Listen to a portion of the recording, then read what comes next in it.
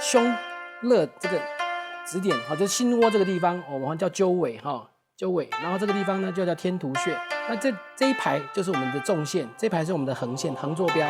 那小朋友如果说他是舒缓期的时候的咳嗽，他咳得不是很厉害，我们就用这条纵线就可以了。用这个小鱼际，好，然后就放上去，轻轻的把它揉一揉。哇，好舒服哦，对不对？就这样揉一揉就好哦，这样揉一揉，这样揉一揉，哦，揉100下，哦，然后呢，如果它是一个急性的咳嗽，哦，会咳得很严重，气喘发作的很厉害了，那这边揉100下，这个横的方向，膻中穴这一条线，我们再揉100下，哦，就用这个小鱼际这个地方，这个就是肉的地方揉，小朋友比较不会痛，哦，而且效果比较好。但是在揉之前一样，我们要沾一点油膏在上面，哦，揉的时候比较不会说刺激那个皮肤。